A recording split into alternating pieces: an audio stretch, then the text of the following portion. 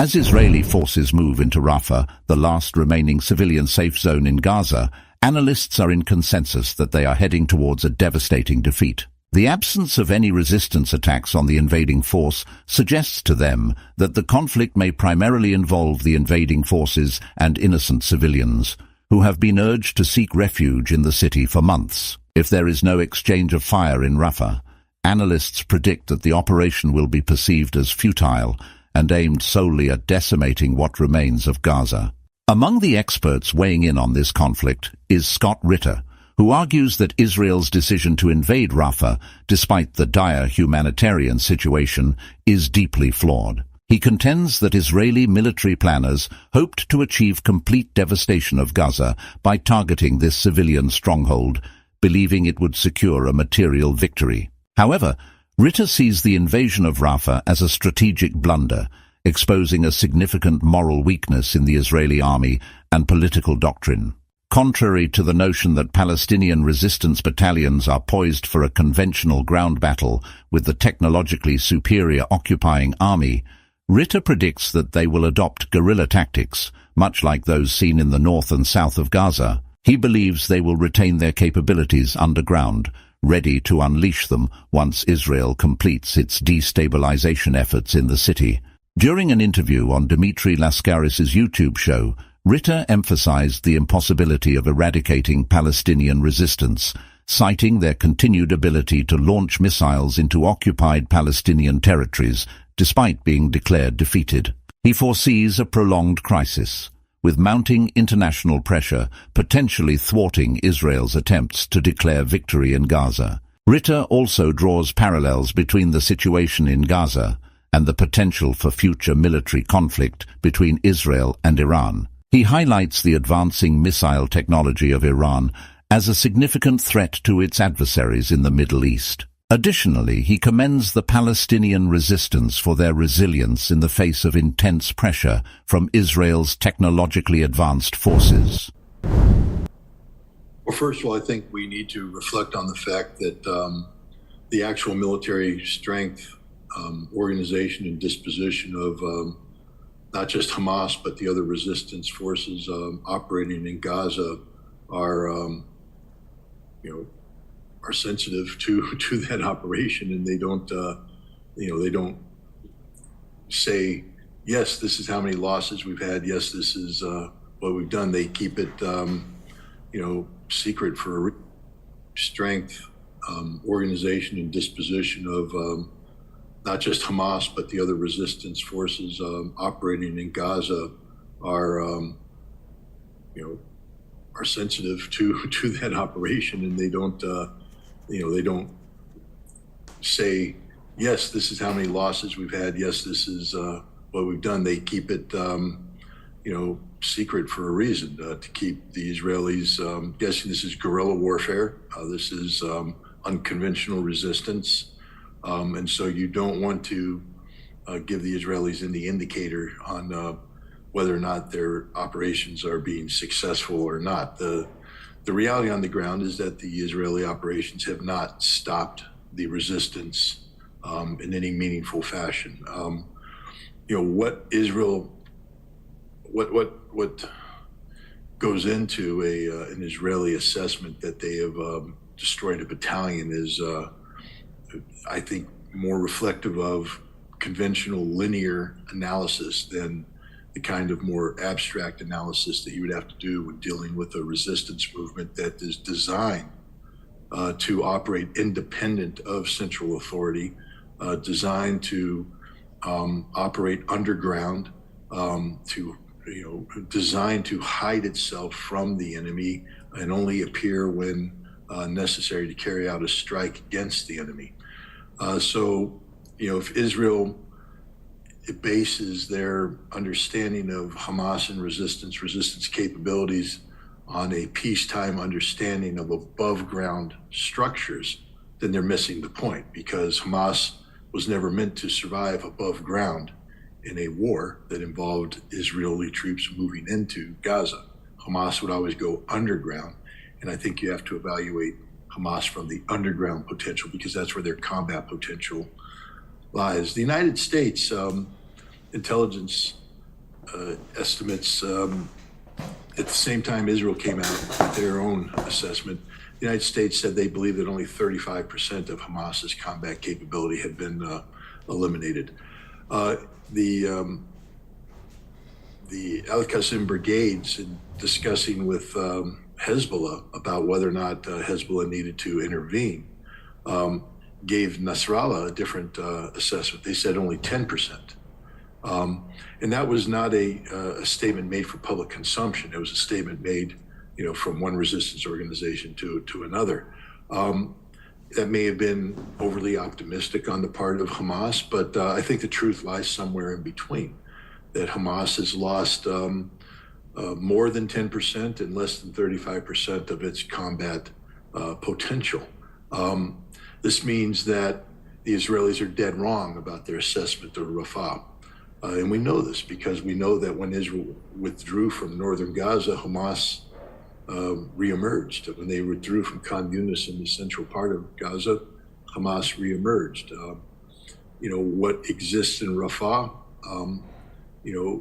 Israel will seek to destroy, but they will seek to destroy it based upon assessments of Hamas as an above-the-ground organization, when the reality is Hamas will go underground in Rafah and will continue to resist. The Hamas model is, as it's currently structured and as it currently operates, it cannot be defeated by Israel. Israel's goal and objectives of physically eliminating Hamas as a military organization are unobtainable. And that's just not me saying this. This is something that's echoed by Israeli generals, men who, although they're not in active duty today, recently are totally familiar with Israel's military capabilities, their plans, their methodologies, and they've said that Israel can't win this war. Not only Israel can't win this war, Israel is losing this war. The Mossad, former Mossad leaders make the same assessments. Any military analyst who understands both Israeli military capability and Hamas military capability, and it has to be a military analyst that also knows that you can't separate the military from the political, that war is an extension of politics by other means, and that when examining Israeli military capabilities, you have to link it to the political reality that exists in Israel at the time. And when you talk about Hamas's military capabilities, you have to link it to the political reality as it exists for Hamas at the time. Hamas, another goal of the Israelis was to nullify Hamas as a political entity. They've failed on that. So, Hamas's continued military resistance only strengthens Hamas as a political entity. Israel's failure to accomplish their stated objectives of eliminating Hamas both as a military and political entity weakens Israel politically, and that in turn weakens them militarily. So I think the assessments are all wrong, that any assessment that talks about a military victory on the part of Israel, Israel's ability to achieve a military victory, is far off the mark. So recently, the U.S. military forces began building a pier off of the coast of Gaza. And we were told in advance, before the assembly of that pier began, that the purpose was to facilitate the delivery of humanitarian aid to the civilian population of Gaza. And we were also told that this pier was being assembled with the consent of the Israeli government, which I think in my mind immediately raised a question about whether this could possibly be in the best interests of the civilian population of Gaza. But in any event, it seemed quite obvious that if they were really serious, the U.S. and Israeli governments, of delivering sufficient humanitarian aid to sustain the population of Gaza, they could do it through land entry points ringing the Gaza Strip. And there was absolutely no reason for them to assemble a pier in order to achieve that objective. At the same time, we've received reports and outright quite brazen declarations from the leadership of Israel that they want to rid Gaza of Palestinians. And they've even revealed that they've had discussions with some countries, including the government of Congo, to receive displaced Palestinians from the Gaza Strip. So looking at this from my perspective, one plausible interpretation of what is going on here is that they are building this pier in order to facilitate the removal of Palestinians from Gaza. Now, I don't know whether that's obviously I have no idea what's in their heads and whether that's in fact the objective or part of the motivation, but I'm very curious to know, what do you think this pier is all about? What are they trying to achieve by constructing this thing? The concept of a pier was introduced at a time when the United States was caught up in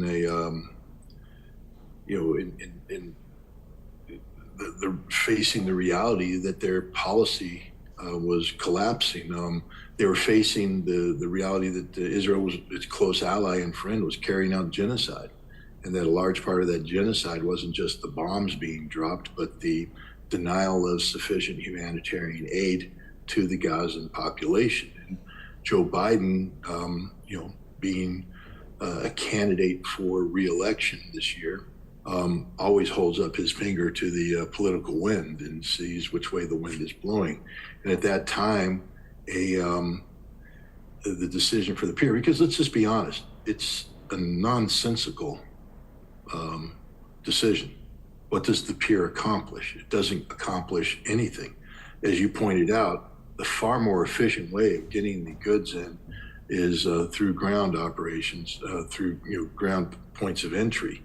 The container ships that deliver that bring in these goods can be brought in more efficiently through existing port facilities. This pier is not an efficient mechanism of delivering goods. It's a political gimmick that was put together by the United States at a time when it needed a gimmick to show the American voters that they were concerned about the humanitarian crisis in Gaza. This analysis by Scot Ritter highlights a crucial truth. His insights are not just accurate, but also grounded in the reality on the ground. He suggests that Palestinians would repeatedly vote for Hamas if given the chance to choose their representatives. This, he argues, would represent a strategic setback for Israel, which aims to portray Palestinian resistance groups as lacking popular civilian support. Israel has said from the very beginning that its goals and objectives for this war are the physical elimination of Hamas in terms of its military capability, and the elimination of Hamas as a viable political entity. So understand that if you have a ceasefire and you freeze, in effect freeze the conflict, you're freezing Hamas with a viable military capability, and Hamas not only with a viable political capability, but a dominant political capability, meaning that if there were elections held amongst the Palestinians, that Hamas would prevail. This is a strategic defeat for Israel. It's a humiliating defeat for Israel. This is why why Benjamin Netanyahu can't accept this, because it would be admitting that Israel has failed across the board.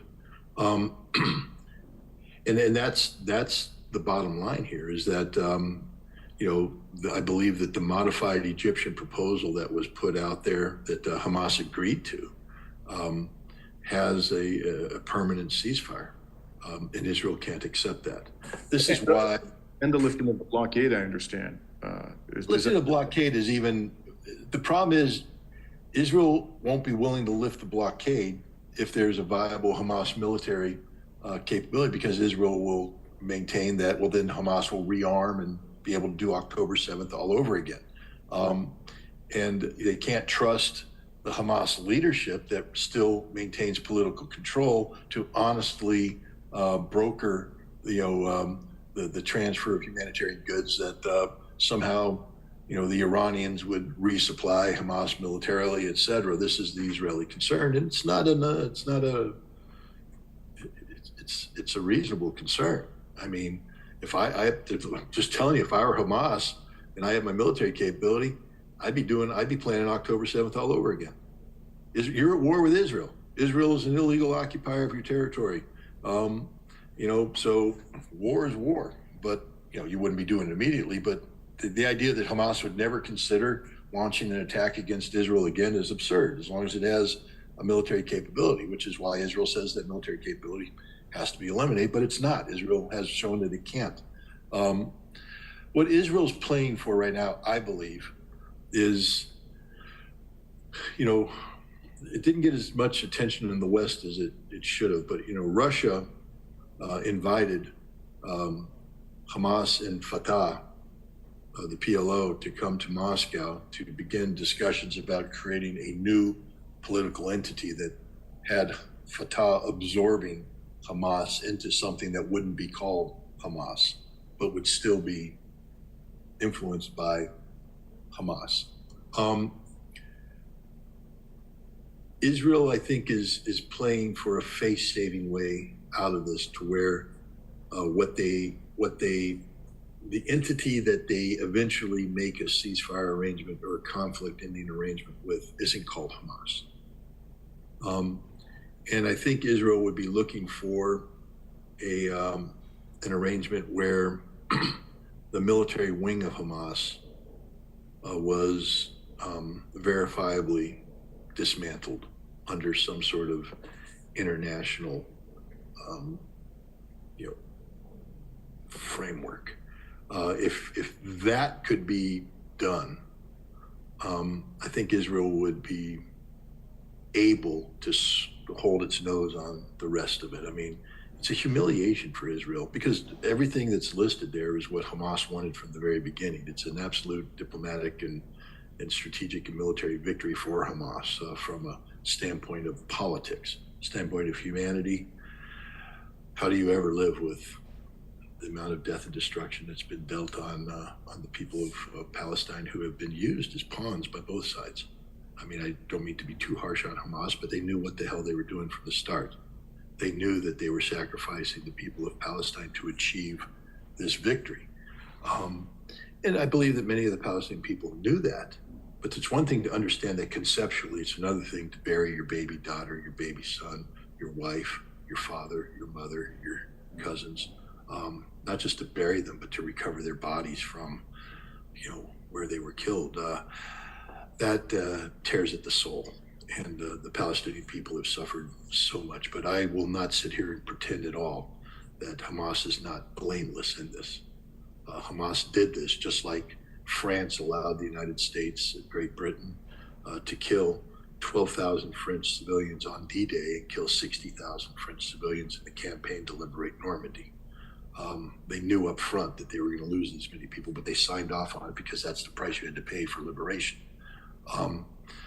I think the Palestinian people know that if you are going to get a Palestinian state, that you're going to have to pay for it in blood. Because I'll tell you why Hamas didn't insist on a Palestinian state. The rest of the world's insisting on it.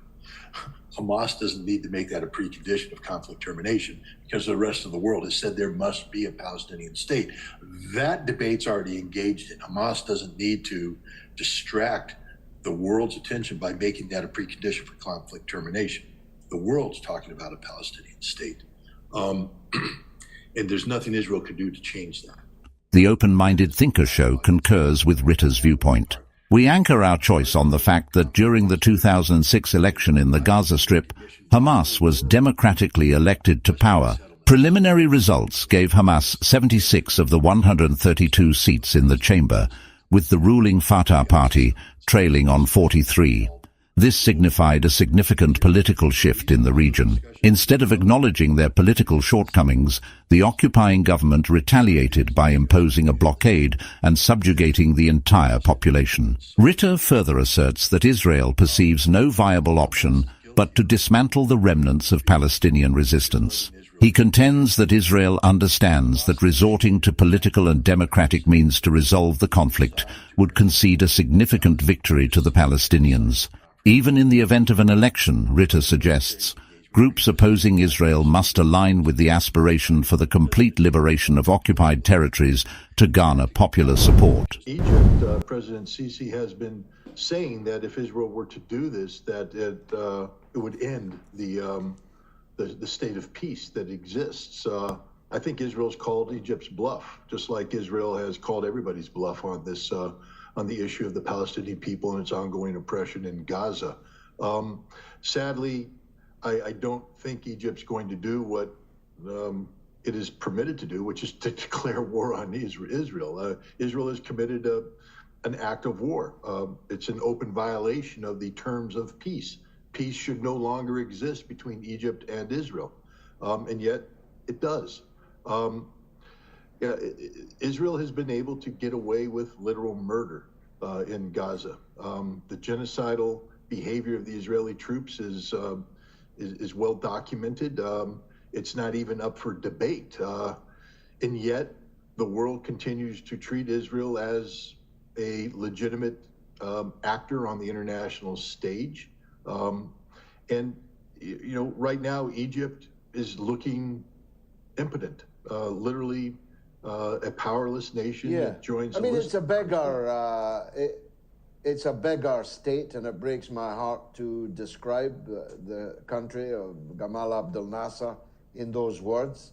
120 million Egyptians, the beating heart of the Arab world, but it's a beggar, and Israel knows that. But what about the United States, Scott? They are the guarantors of the Camp David Accords. They're called the Camp David Accords for a reason. Can't the United States government draw their attention to the fact that a vital component of those accords, signed at Camp David all those years ago, has now been broken by Israel? Or will that just be brushed aside? Sadly, the United States is a beggar nation too when it comes to morality. We may be rich in purely commercial sense, but when it comes to that which defines a people, the conscience of a nation, we are a beggar nation. And it's proven as we speak by the fact that the United States has not taken decisive action against Israel.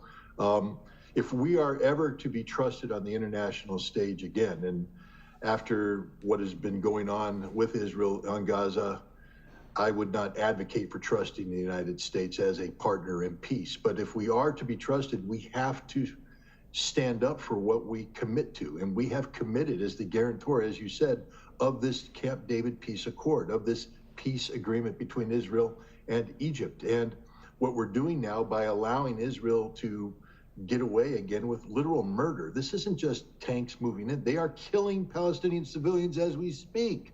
Now, the United States, of course, will say, well, we just halted the shipment of bombs. That's a meaningless gesture, to be honest. Israel has plenty of bombs that we've already given them. And Israel knows that at some point in the near future, the shipment will resume because the United States cannot say no to Israel for any sustained period of time. And so Israel will just wait out America like they wait out Egypt, like they wait out the world, knowing that there will be no repercussions for this. And America has disgraced itself. It has shown that it cannot be a meaningful partner for peace in any agreement that is where the words have to carry weight. We have shown that when we promise that we will do something, we won't do it, especially when it comes to the state of Israel. 10, 9, 8, 7, 6, 5, 4, 3, 2, 1, and liftoff of Starlink 435. Let me ask you some, as it were, plain man's questions, which come into me as we speak, every time we speak. How about this one? As the fighters are presumably in tunnels, why does Israel drop white phosphorus on tents full of civilian families? I mean, what's the military purpose of that, Scott? Well, unfortunately, war is an extension of politics by other means, meaning that for every military action, there's a political purpose behind it. And for Israel, the political purpose of all their military action is genocide, is to remove the Palestinian people from Gaza. There can be no safe haven. There can be no place where Palestinian families are allowed to rest, where mothers can feed their children, where fathers can, try to provide some sort of nurturing or care for their families. The Israelis deliberately drove the Palestinian people from the north, from the center of Gaza, into Rafah, telling them to go there, dropping leaflets with maps saying this will be your safe haven. And the Palestinian people have accumulated there. And now the Israelis drop the white phosphorus to burn out their tents to make the point that there is no safe haven. You must leave. And eventually the question is, leave to where? And what Israel is banking on is that it will confront the world with the choice. Either you let us kill all the Palestinians, and we are willing to kill them and able to kill them, or you evacuate them from Gaza. Get them out of the Gazan territory. The recent Rafah invasion has laid bare the true intentions of the Israeli government. It seems evident that their primary aim is not merely the release of their imprisoned citizens in Gaza, but rather the complete seizure of control over the city. While their exact motives remain somewhat opaque, what is clear at this juncture is that any hopes for negotiations or peace agreements have been irreparably shattered. The Palestinian militant group has already declared that it was unwilling to make additional concessions to Israel. This announcement comes as Israel maintains its offensive in the southern Gaza city of Rafah, with continued tank and aerial strikes prompting fears of a major assault. Palestinian resistance, while engaged in talks for a pause in Israel's 7-month-old offensive, remains steadfast in its position, refusing to budge beyond the ceasefire proposal it accepted earlier in the week.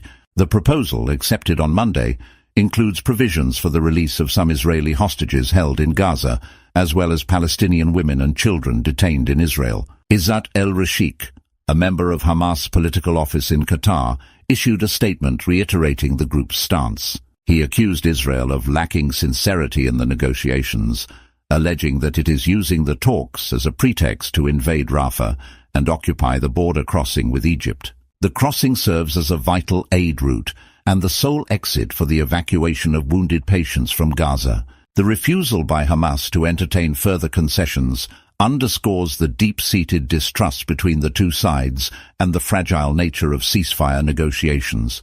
With tensions escalating and the specter of a major Israeli assault looming over Rafah, the prospects for a lasting truce remain uncertain. This, where Scot Ritter's analysis makes a lot of sense. Thank you for watching. If you found value in our efforts, please like and share the content with your family and friends. Subscribe to our channel to help us reach more people. Until next time, stay tuned, stay engaged, and pursue peace.